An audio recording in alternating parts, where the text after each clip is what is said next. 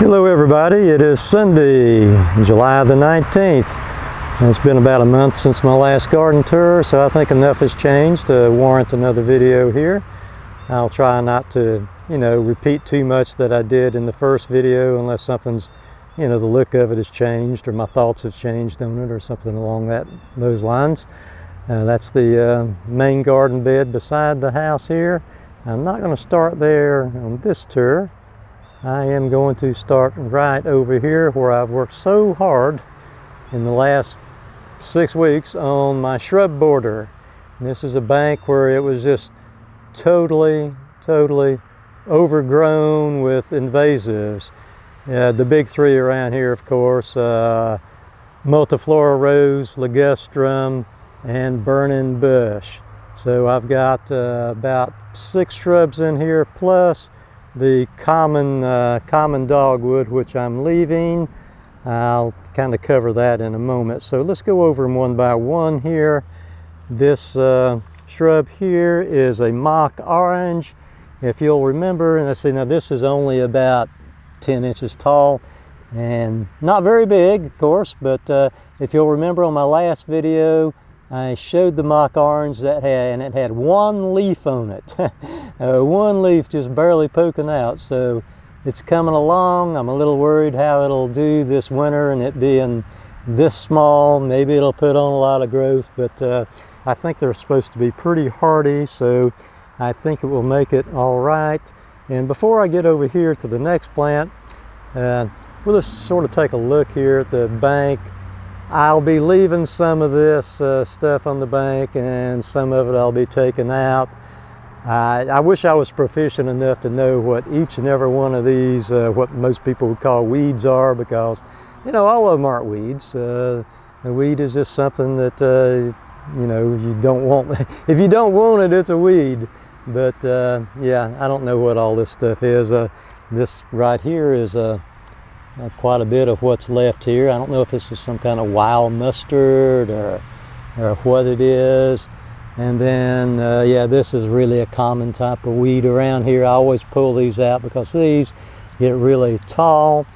That's kind of the theme here on this bank. I don't want anything that gets really tall other than maybe some of these shrubby type things, which I have left.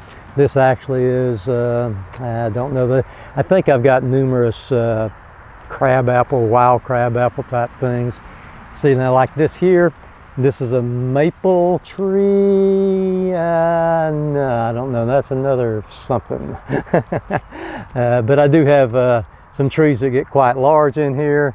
Don't really want, a large, like a maple, oak, poplar tree growing in the middle of the bank. That's gonna kind of compete with my shrub border. Plus, in a way, when you got plants growing in the middle of a bank, a big tree, they have a tendency to fall. So I'm going to try to keep the big trees out of there and leave the shrubby type stuff there. Okay, next plant here is the Florida Weigelia. Believe it or not, and see, this is only about 6 inches tall, maybe a little less.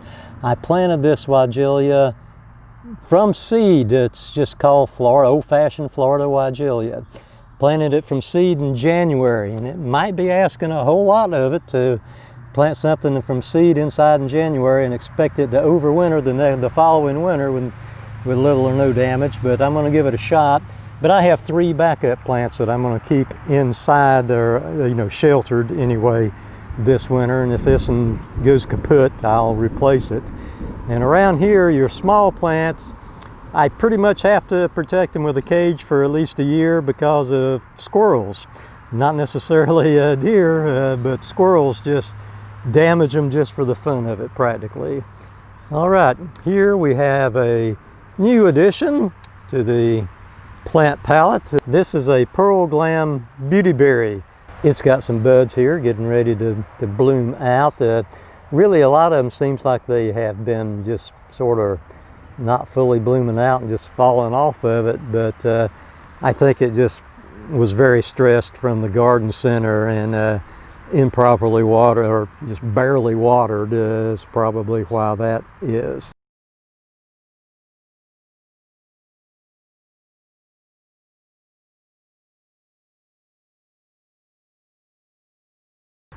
Moving on, we have a native Viburnum Arrowwood. It's about a year and a half old. I propagated this from another Viburnum Arrowwood dentatum. And we do have a smattering on the bank of some hostas, it's just some nondescript hostas that came up here on their own.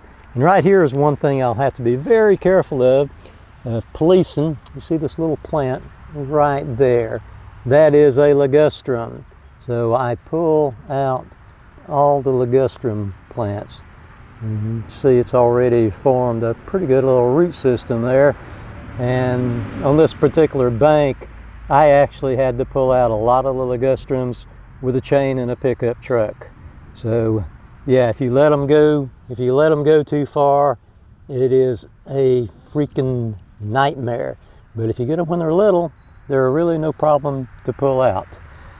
Okay, here we have, I showed one of these out in the persimmon grove earlier, in the earlier video.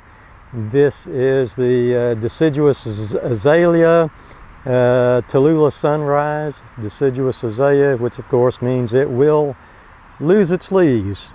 And also a Deciduous Azalea can handle more sunshine than a normal evergreen azalea.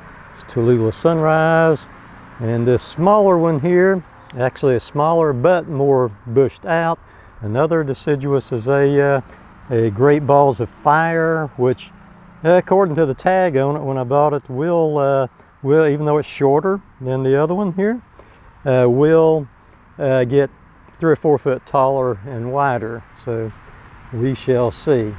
Moving on, this is one of the common dogwood, which I left whenever I basically clear cut this bank here. The only native plant I found that I know of worth leaving was the common dogwoods, which when they're in a sun situation, full sun situation, has all kind of berries on it for the birds. So I'm going to try to leave this in here. When you read about the common dogwood shrub, it says that they don't seem to, well, it doesn't seem to be the best plant for a shrub border. And it didn't say why. I'm thinking because they get pretty tall and rangy. So I'm thinking maybe every spring I can trim it back and it will kind of bush out and not be so tall and rangy. And maybe it will be a good plant for the shrub border. But I do want to leave something which has berries for the birds. I'm going to be planting a lot of stuff that has berries for the birds in the future, round and about.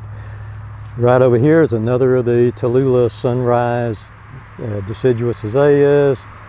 And then we got just quite a few of the, that's common dogwood, some common dogwoods there, and a big stand. See, I trimmed these back a month earlier. This is where I started on trimming the shrub border out. So all this is common dogwood. It doesn't have any berries on it right now, but that is because I trimmed it way back, and so I trimmed off the the blossoms and all. In another place on the property, I've got some of these that have just oodlings of berries started. And right here is my Buckeye plants. They bush out quite a bit, supposedly, like get really huge. One over here is much greener, and this, supposedly the same exact plant. So this one here, I'm going to try putting a little fertilizer on it. I think it needs to green up quite a bit. It looks pretty healthy. I mean, it doesn't look like it's in danger of dying or anything, but it certainly is a whole lot paler than the other one. And there's the rest of the, I won't call this a shrub border because I've not planted any shrubs, but this rest of the border, it goes another 100 yards down through there. Now, I'll probably be planting a few things, but not to the extent that I planted up this first part of the shrub border. Most of that down that way is, there's a lot of common dogwoods down through there. All right, moving on here, we've got our, I'll call it a perennial bed, otherwise known as the Big Dig. because it was just so hard to dig. We have our Joe Pye weed. This is a Joe Pye weed cultivar right here, which is bred to be shorter, and indeed it is shorter. Actually, it's a foot shorter this year than generally speaking. And right here, that one there is another foot shorter.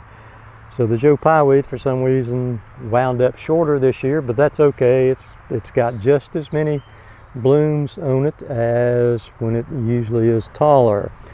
And right here we have a Sena Marillandica. It's just great looking foliage. I mean, I didn't notice a lot of pollinators, but I assume it got pollinated because it makes these, I don't know, bean or pea-like pods on it here. So that bound to got pollinated by something. However, the little flowers that it makes, they're fairly nondescript and just don't last very long. But just, you know, it's a worthwhile plant even just for the foliage because it's kind of unique looking foliage. The blue meringue lilac has got kind of another flush of blooms on it. You can see them spotted about there, and very fragrant, and not enough of them to really just fill the air with fragrance the way I would hope a lilac would do. But if you put your nose right on it, you can smell them. Okay, moving on. This is the best season for Liatris that I've had. Yeah, it's up there. It's 6 foot tall if you straighten it up, or almost 6 foot tall. Hadn't noticed a lot of pollinators, but you know, I'm just going to quit saying that just about. Just know right now I've not noticed a lot of pollinators on anything, even things that I know are pollinator type plants. There's just not a lot of pollinators here this year. So I'll quit saying that quite so much. We've got our Shoal Creek Vitex here, 3 of them, 1, 2, 3, looking pretty good. It's getting ready to bloom. I'll show a bloom on a different one a little later on that's farther along than this here. We got a little bit of Monarda fistulosa in there. I actually pulled out some of the Monarda fistulosa in here because it was competing too much with my Shoal Creek Vitex, and I just kind of hate it. I hate it when anything competes too much with my Shoal Creek Vitex because it is just such a great plant. Right here we have some Laura Phlox, and it's just starting to bloom out here. It's nowhere near as showy as a lot of phloxes are, but again, I did hear that it was one of the better ones for the pollinators, so that's why I went with the Laura Phlox. Right here, okay, the omnipresent Japanese beetles, of course. They're everywhere, like they are in everyone's garden, I believe. I've noticed everybody's the same way. Like a month or so ago, they'd be filming a video and they'd say, "Oh no, the first one of the season, the first one of many." Yep, and that is true. I got one fruit tree that you can just shake and they just, like hundreds of them fly off of it. Here we got the Helenium, Mardi Gras Helenium, which has always really done nicely for me. Just a great looking plant. And it doesn't seem like it's spread a whole lot. It's a slow spreader, but it has spread some since I installed it. Moving on, I really wish I had got out here sooner to show the Crocosmia lucifer when it was in full bloom, because it was fairly spectacular. I mean, it really looked good. You can see all the spent blooms on it right there, but there was just hundreds and hundreds of these little blooms, and the hummingbirds do like it. One thing that I did forget that I had planted out here a couple years ago, I planted 3, somebody sent me, some seed outfit sent me 3 Gladoya bulbs. This one here that's totally spent, I should have got out here earlier, it was orange and red Gladoya. And this one here, which is a little bit past its prime, sort of a real dark, I don't know, maroonish type of purpley maroony type of plant, another garlic, and I don't see the third one I planted, but it's in here amongst all the Crocosmia. And I mean, I just challenge you, if you look down here at the bottom, right here's a Gladoya at the bottom before the blooms start, and you know, just right here is a Crocosmia. I just unchecked and made sure, and it's really almost impossible to tell the difference between the bottom part of a Crocosmia and the bottom part of a Gladiola. So that's why I didn't even notice it for a while. And there is the Caryopteris. I've got like 5 of these in the garden because I know from past history it's a good pollinator, but you know, not this year. I said I wasn't going to say that, but I said it. Right here, I can't remember the exact version of blanket flower this is, Gladoya blanket flower. I need to do some deadheading. I've done very little deadheading this year because I have been extremely busy doing the shrub border over there. So let's take a overall view. Like I say, it looked a lot better when the Crocosmia and actually the standing cypress, those tall spires you see are standing cypress. I've got another bed that's got the first year standing cypress just really thick in it. So it's going to be interesting to see how that does in it that thick. Coming over here to the bed beside the house, I've got the Millennium Garlic is just now starting to bloom out. Hasn't quite opened up yet, but yeah, this should be really great looking whenever it does open up. I got 2 large pots of it there. There's actually 2 plants in each pot. I've got a couple of other small pots where I just planted one single round bulb. Whenever I divided this, and it's done a lot better than I would have expected. Moving around this way, the African blue basil. There's 2 plants in here. It's looking really good. And right up here is the Shoal Creek Vitex, and this one here is about 7 foot tall, which is the tallest. There's a white squirrel. Yes, we have white squirrels. And whoa, okay, let's see. Okay, it got away from me. But yeah, we have white squirrels in this neck of the woods, white and gray squirrels. All right, let's go in here and take a look at her blooms on this Shoal Creek Vitex, which I do know from previous experience is a pollinator plant, and it does really well with them whenever I have pollinators. So there that is. 7 foot's about the tallest I've had.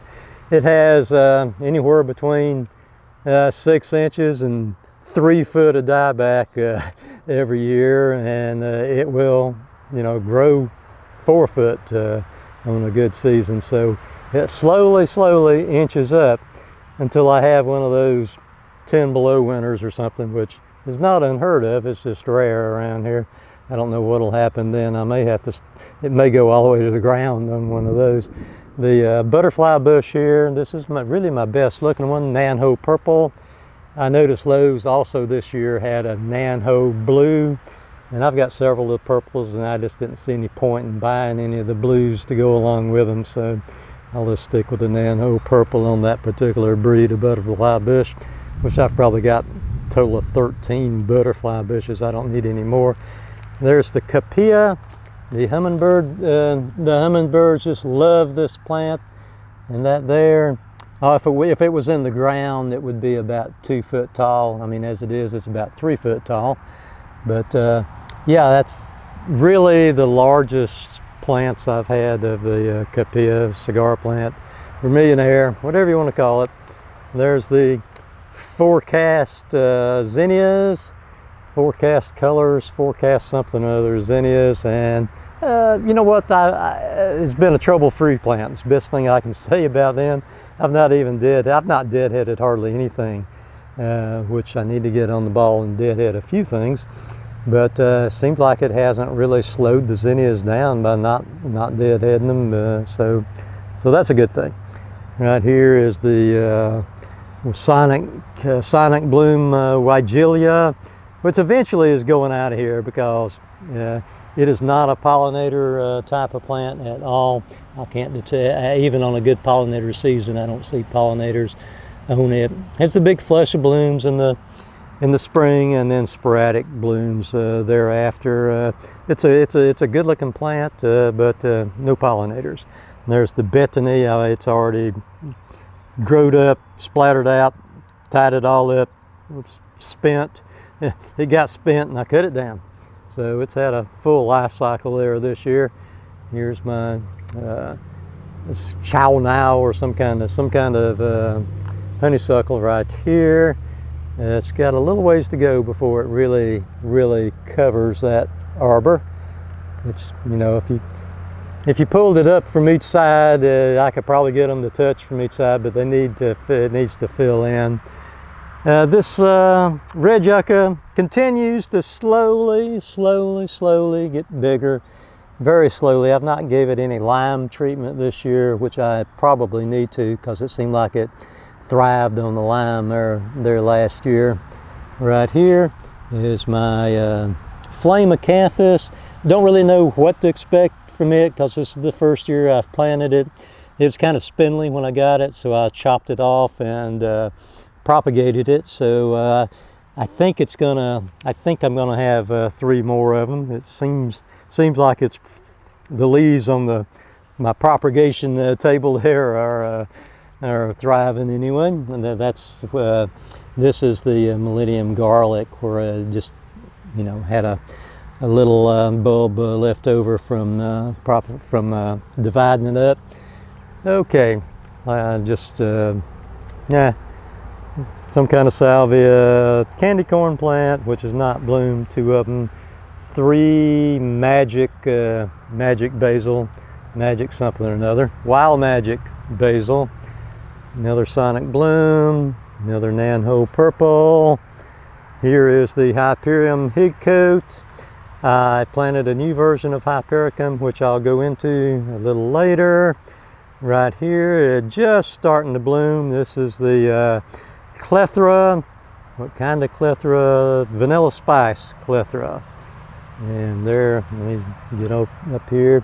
And Clethra, if you've never planted Clethra, you should have a little Clethra just for the smell. You know, I'm all about the pollinators, and even a pretty plant, if a plant's pretty, has no pollinators and no smell, I'll enjoy it for a couple of years and then replace it. But if it has either one or the other, either smell or pollinators, I'll keep it just for and this has both. This has smell, good smell, and pollinators, so definitely a keeper. Clethra is a good plant. And okay, let's sort of go through the center here. I've got 2 of these Turk's Cap. This is the first season here, the Turk's Cap, and they're slowly getting a little growth on them. Okay, let's see if I can get this white squirrel. Yeah, he's kind of shy. Alrighty, it's starting to rain on me. We'll see how we do here. This Grand Cascade butterfly bush has flopped on me. I think last year I put in a small stake. It's going to take a much more substantial stake than that to keep this thing all upright. It looked really good this year, the start of the year, and I didn't do much trimming back on it, maybe none, because it just had 0 dieback on it, which is unusual here on a butterfly bush. But you can see the way the panicles are here, just great looking panicles, and I can smell it even without putting my nose up on it. Just a great smell. And like I always say, if you are into deadheading a lot of stuff, this is a great plant to have, because with the large panicles, you know, there's larger panicles, fewer panicles, so it's a whole lot easier to deadhead than your average butterfly bush. Okay, let's move on. My Tithonia has started blooming here. Mexican sunflower Tithonia, Tithonia rotundiflorum. And yeah, it's just a great plant for pollinators in most seasons. Let me back out of here, show some of my Cleomes. There we go. Now these Cleomes, they actually look better, the blooms on them look better after the sun goes down, but these little things, they just bloom their heart out, just practically. After they start blooming, they just keep going and going and going, as they'll bloom and get taller and bloom and get taller and bloom. They just keep going. And when the sun goes down, see, during the day, the blooms are a little shriveled looking, but not long after the sun goes down, they just plump up and they look absolutely their best right after the sun goes down. Just sort of get an overview here. You can just see everything's kind of just fighting it out here, all this tall stuff. So everything's kind of getting at its peak in a way. Some things are past their peak. One thing that's yet to come is, of course, the Radon's favorite aster. And just kind of get a close up here. I believe you probably can't see it on here, but I do believe I detect where it's gonna be blooming. Anyway, it's 18 inches tall maybe, and I did pinch it back twice this year, like end of May, end of May, middle of June, pinched it back twice, and otherwise it would be a foot taller, maybe more than that, and flopping all over the place. So I do recommend pinching back your Radon's favorite. I mean, I'll know more after it blooms, but I guarantee you I'm going to have plenty. This is the native obedient plant here, which I really like. Just great looking plant. I've seen other people's native obedient plant on YouTube that's like 6-7 foot tall, and this here got to about 3.5 foot tall, and I didn't pinch it back or anything, but actually I hope mine don't get any taller in future years. That seems to be a good height. It flops a little even at 3 foot-ish tall. And yeah, it's starting to rain on me. I'll keep going a little longer here. And just look at the capilla there on the kettle. And the Japanese beetles, you don't notice it from a distance, but when you really get to looking, you can see just where they've ate all kind of foliage out of this.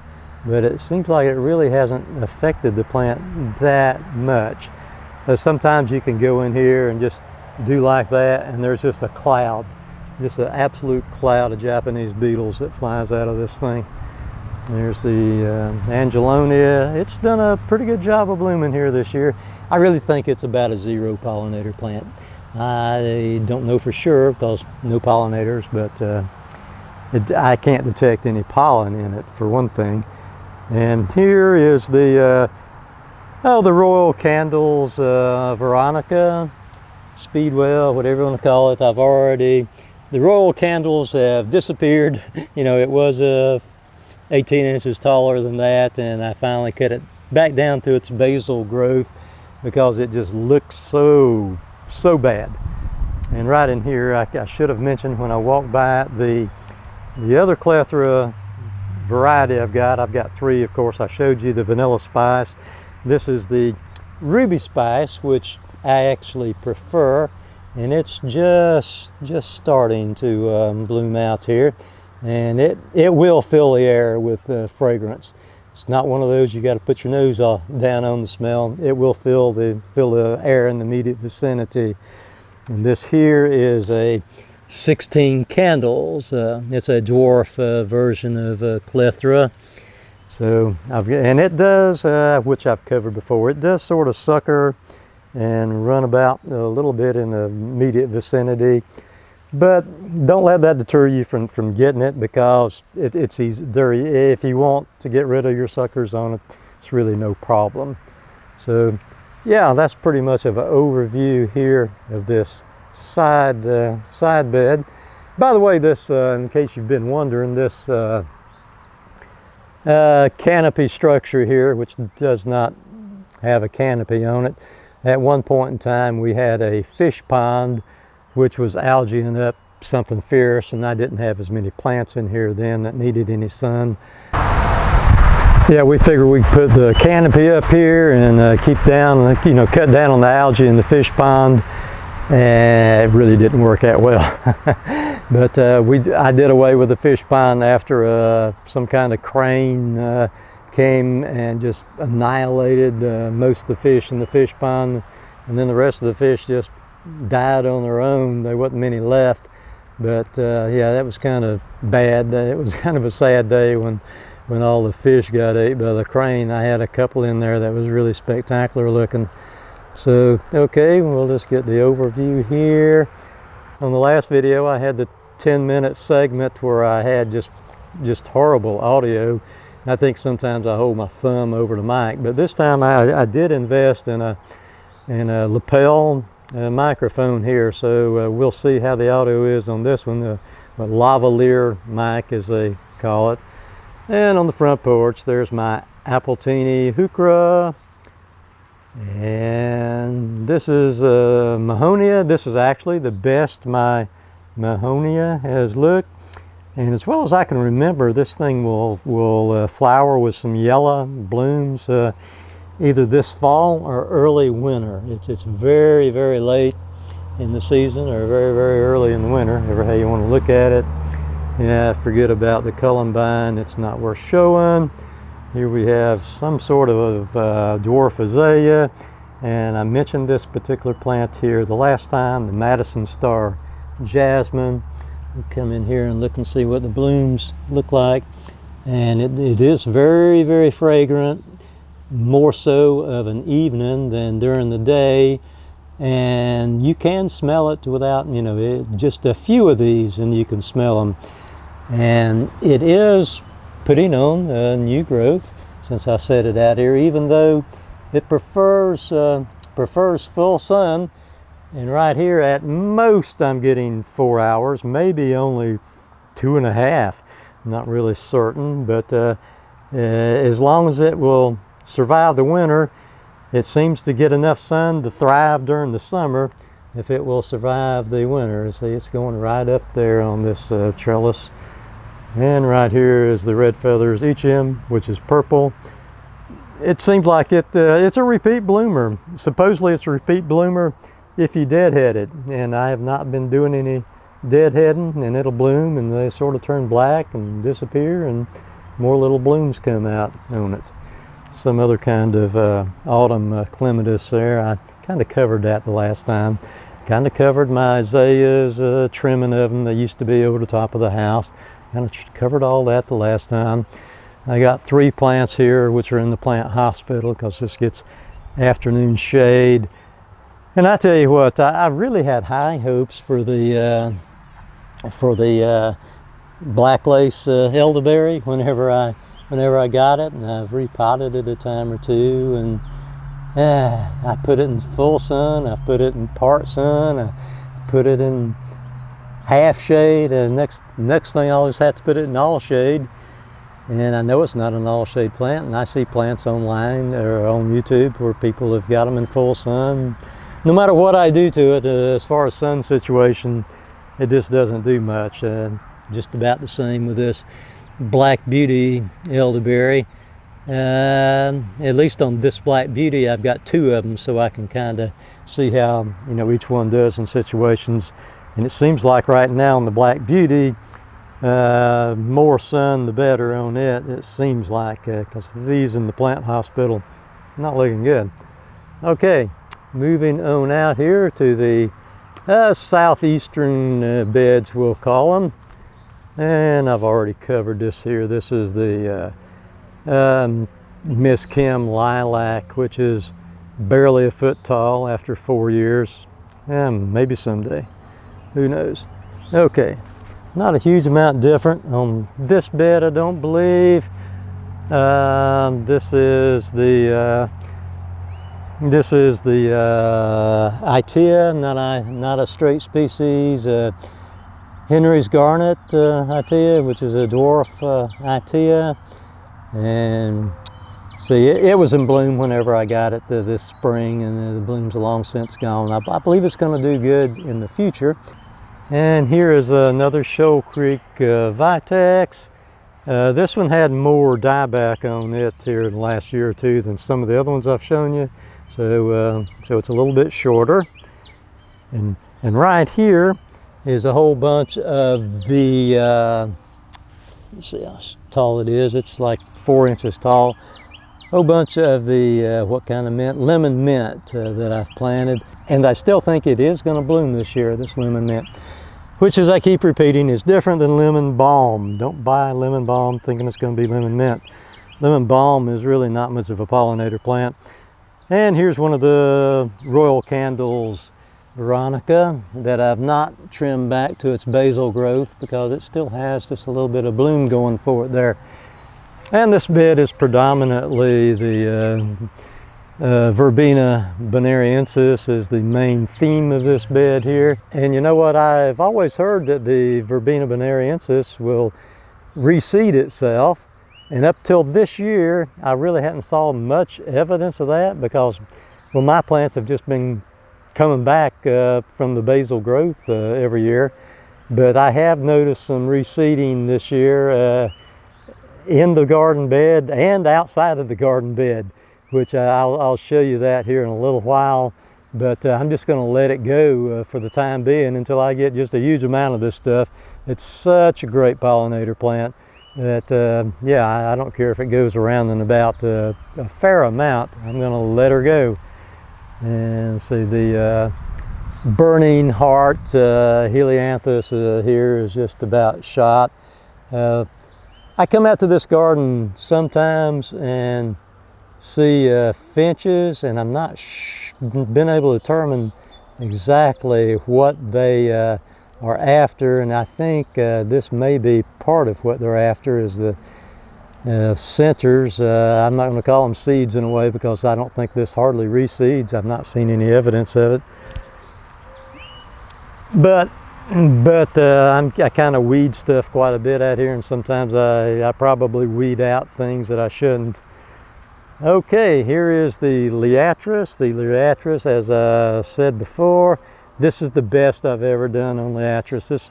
This is really, really doing nicely. I want you to look at that. It's just from way down here to way up here. Just a great looking plant. Also, I mentioned this on the standing cypress. I've just got quite in the lower end of this bed, it is just covered up with standing cypress.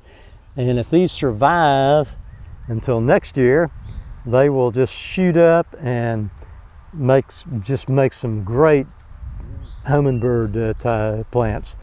Just absolutely some great hummingbird plants. These here actually are already shooting up, and as far as I'm concerned, are going to produce a few blooms just in one season.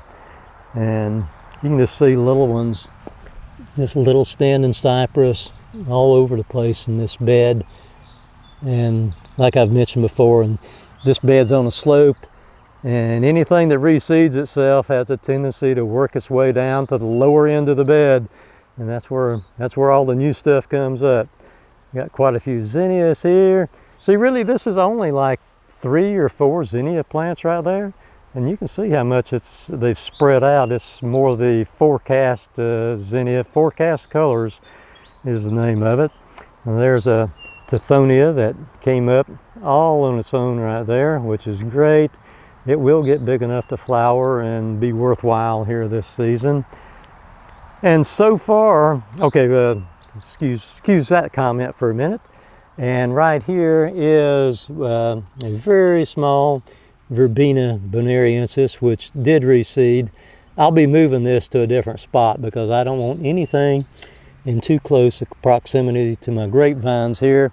I hope to have worthwhile grapevines here someday. It's been an adventure. I've changed the soil out dug them up, dug the plants up, changed the soil out 2 different times, trying to get something going on them.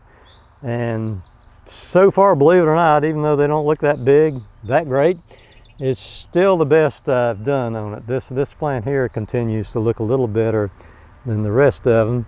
I know 2 of these plants, this one here, the one that's doing the best, is a These are all seedless grapes. This is a Candace. A couple of other ones are Concords. And I think the fourth one is a mystery, because I've tried so many grapes here that just absolutely died that I'm not sure what they are. All right, this plant here, in my last video, I showed this plant in numerous places in the garden, and I misidentified it, totally misidentified it. I called it a purple giant hyssop, which I have planted in the past, purple giant hyssops. That's why I thought it was a purple giant hyssop. This is a mountain mint. It's either, let's show it a little close up here in case anybody really wants to identify it. This is either slender mountain mint or Virginia mountain mint, which I have planted and forgot about. I planted seeds of Virginia mountain mint, and I've planted seeds of purple giant hyssop and set both of them out all over the garden. And this here has quite a tendency to flop.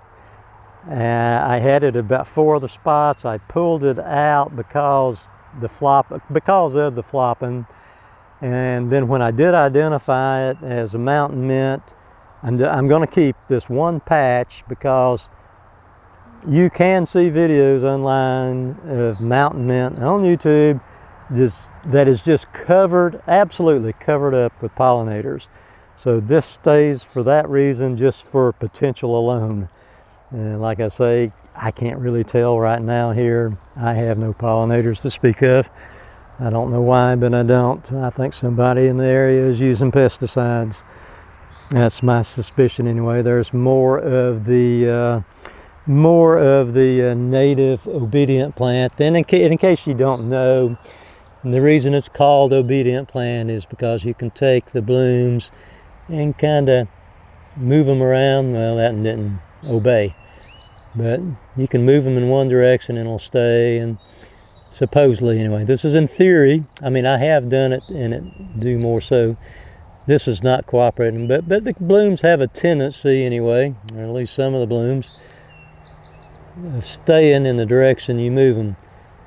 Although this one wants to spring back, but in theory, that's why they call it obedient plant, because you can move the blooms around and it'll kind of stay pointed in the right direction before it comes back around to being where it ordinarily would be.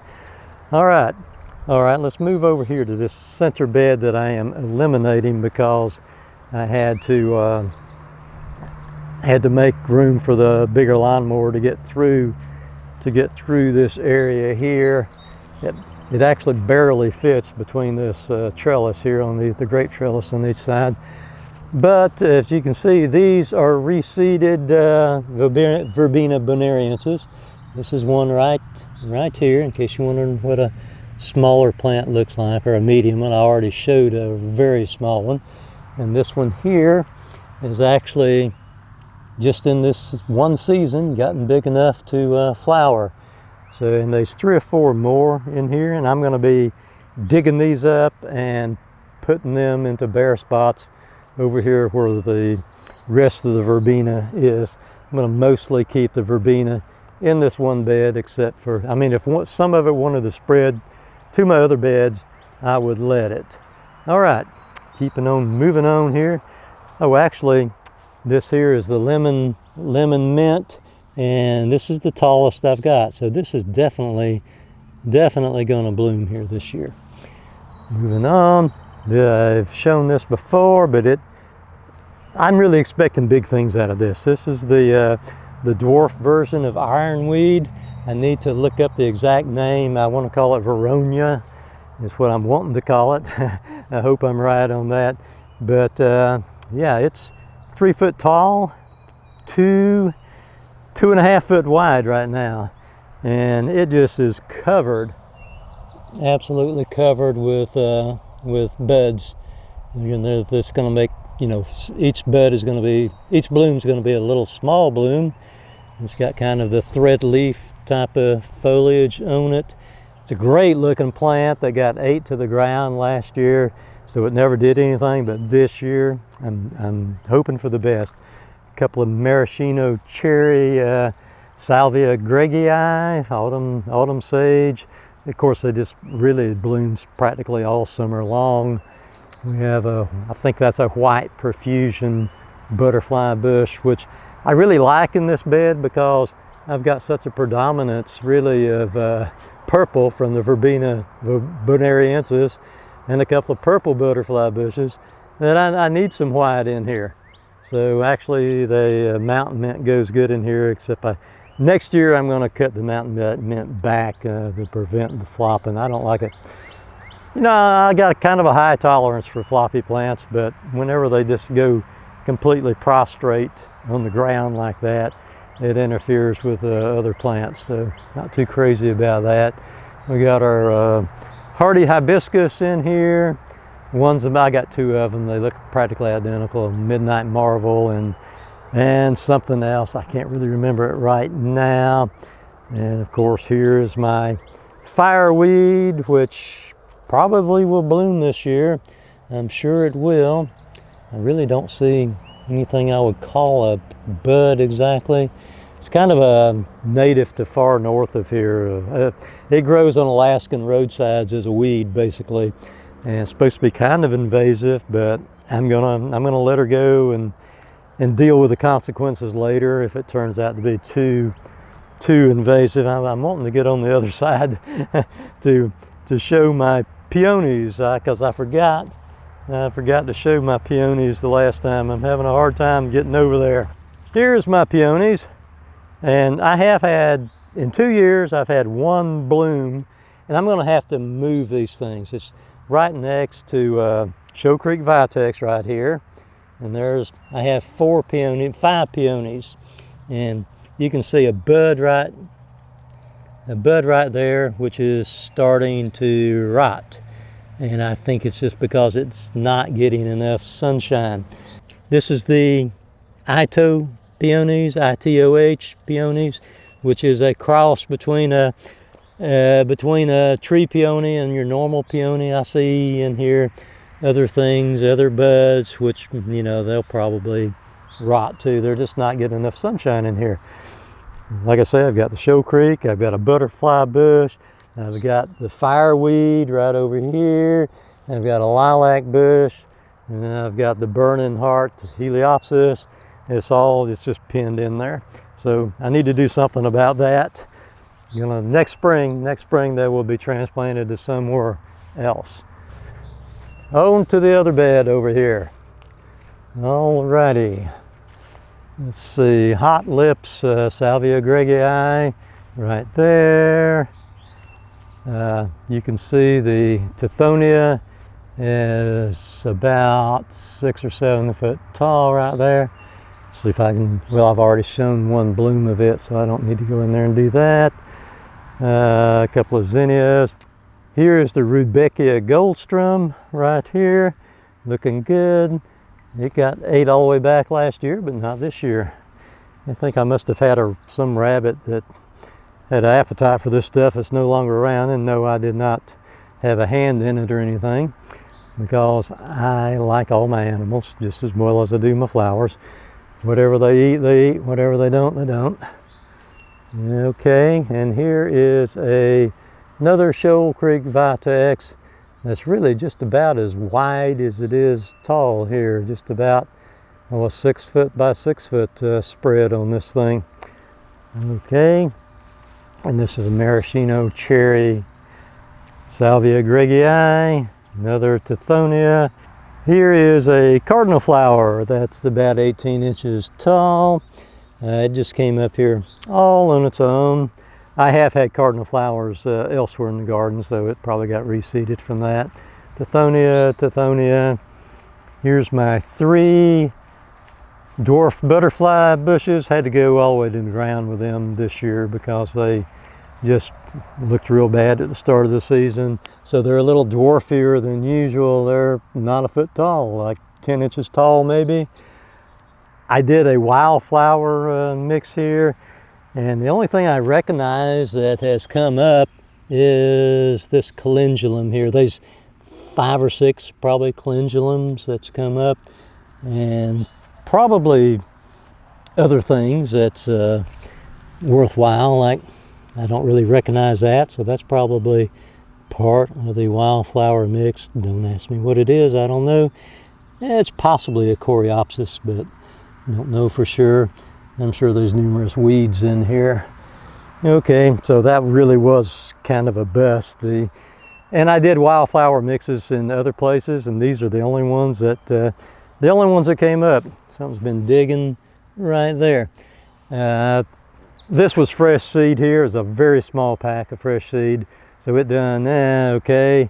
And my 2-year-old seed, just big packs, large packs of old seed, 2 years old. As far as I'm concerned, not a single one came up. So there you go. And let's see, we got one plant that's looking good here. You know, one that I've not really mentioned before is the Selene Regia Royal Catchfly. And it did bloom last year. And it did form seeds. I do need to collect the seeds off of it and do more of the Royal Catchfly. I would like to have a nice little stand. I've had this plant here for about 2.5 seasons, and it looks a little better. It looks a little better each time. And by the way, I'm in zone 7A here. I usually like to try to mention that right when I intro the video, and I forgot.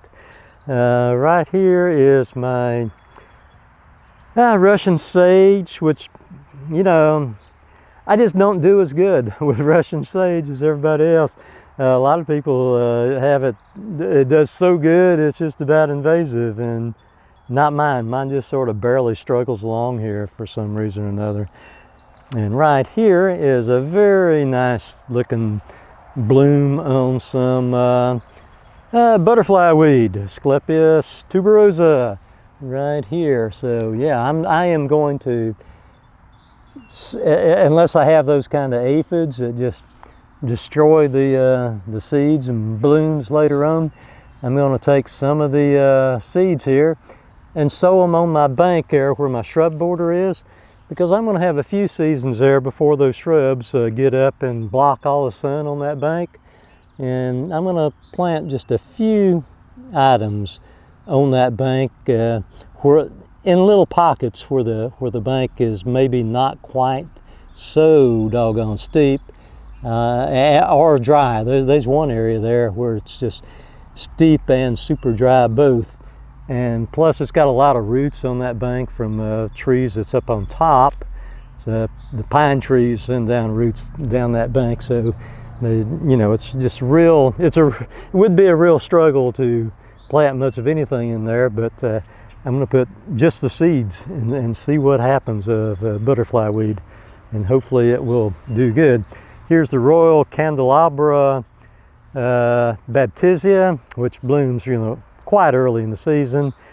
And this one here, just is, even though it's leaning there, is quite a success story. I think it's really coming along.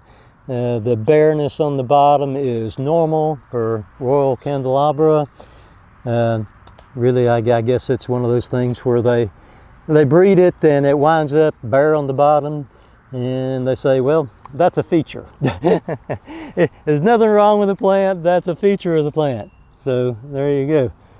Alrighty, we'll move over here a little bit, kind of as I pan, hopefully slowly enough not to give anybody motion sickness here. We're going to go over here to this small bed right here.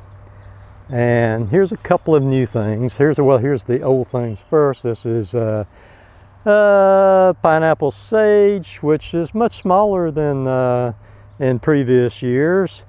And I had 10 of these in here at the start of the year that I transplanted in here, and only 2 of them survived. That was from elsewhere in my beds because they were just taken over. They get so big. And then when I put them over here, yeah, they're not so big. All right. Right here is a type of Hypericum. I've shown before, which I didn't feature much this time, the Hyperium higcoat in another area of my garden that has, really a nice structure to it, a great looking plant, and big yellow blooms on it. Just really a great plant, other than mine seems to have zero pollinator potential because I cannot detect any pollen on it at all. This is, I will put the exact scientific name. This is the actual plant that they do produce the St. John's wort out of, Hypericum, and it starts with a P, maybe perforatum, maybe the name, I will look it up. But these are very small, and it's really very dainty type of foliage on it compared to the Hypericum higcoat.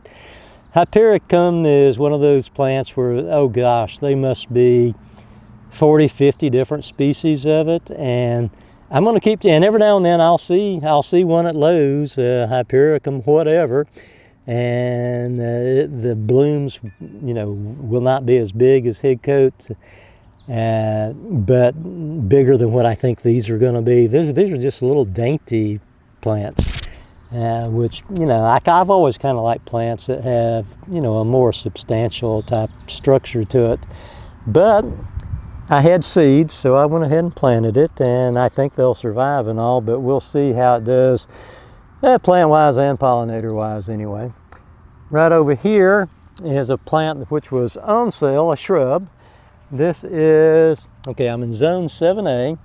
This is Indian hawthorn, but from the tag it is a zone 8 plant, and this is zone 7A. The plant was on sale for half price at Walmart, marked down from $14 to $7. I thought, well, heck, I'll give it a shot. It's a shrub. I mean, it ought to be harder to kill a shrub than it is just a regular perennial that dies back all the way to the ground. At least that's the way my mind works anyway. The bigger and more substantial something is, the harder it ought to be to kill, but we'll see. So anyway, they have really pretty blooms on it. I'll flash up a picture of how they're supposed to look with them fully bloomed out. Okay, that's almost it. I'm gonna go around and, you know, quickly show my vegetable garden, which is not doing all that well. Oh, let's see, this one quince bush here in the middle. I had two walnut trees growing up right in amongst it, and I haven't really straightened it out yet. This is where I dug in. I did a lot of digging and got the truck and pulled out two walnut trees with a chain right here. I guarantee you, if you're in an area where you've got walnuts and you see one starting somewhere where you don't want it, pull it out. Because if you don't, you're going to regret it later on if you want rid of it, because those things are hard to get rid of. You cut them down and they grow back every single time, just about. They're almost like a weed around here. They're so prolific, and they send down that taproot. Oh, okay, here's something. I call this the Frankenstein bush. You can see how tall it is. It's just a huge bush. It's a holly bush, and it does have berries on it. I leave this as habitat for the birds. It's got holly in here and wild grapevines in here, and probably 4 or 5 other things in here. I don't really see what else it's got right at the moment, but it's probably got a few other things in there going on. But it's just a sprawling mess of a bush. It's probably, it's 17 or 18 foot tall. It goes right up to the bottom of the power lines there. So yeah, I just call it the Frankenstein bush, which reminds me there's a weed here in the front yard that I kind of wanted to show everybody. Ooh, okay, here we go. I've been trying to show my white squirrels. There we go. Hey, little guy. What you doing? His eyes sitting up like a prairie dog. Okay, about a 10-foot tall weed here in the front yard I was wanting to show. I really don't know the exact name of this, but they're very common around here. I just never saw one that got this tall. Probably Probably everybody else has it, you know, has a field that they never mow or something.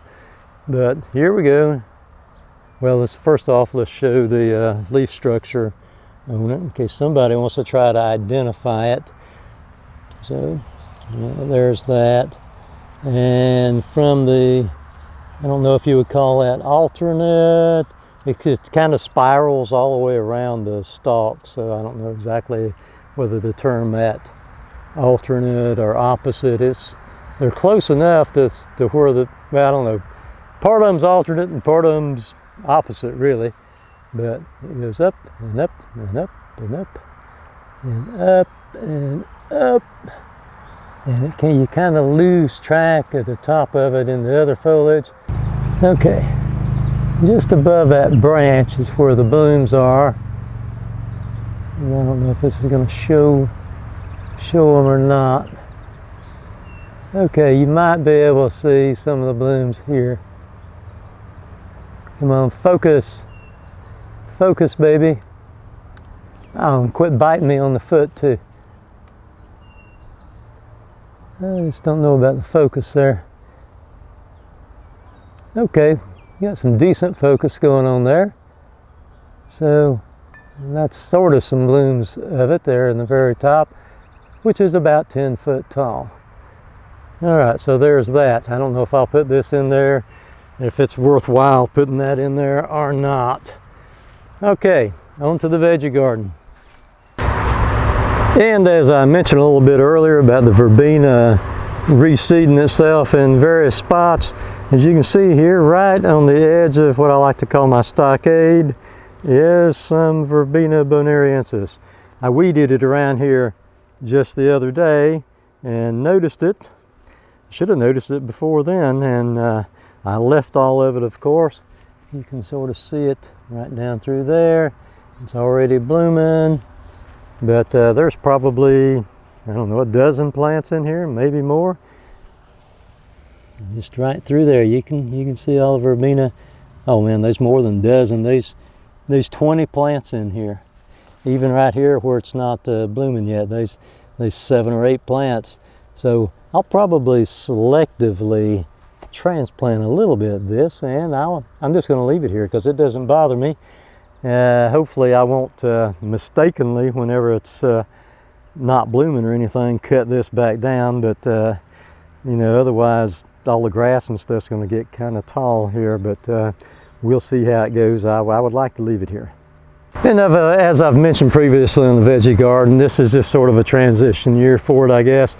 I revamped it last year, added just an ungodly amount of pine bark soil conditioner to it, and I think this year it is kind of nitrogen poor because of the pine bark soil conditioner locking up all the nitrogen as it's still in the process of rotting. So I've tried to add, you know, enough organic fertilizer to it to make up for that, but still I've had quite a bit of yellowing on my stuff.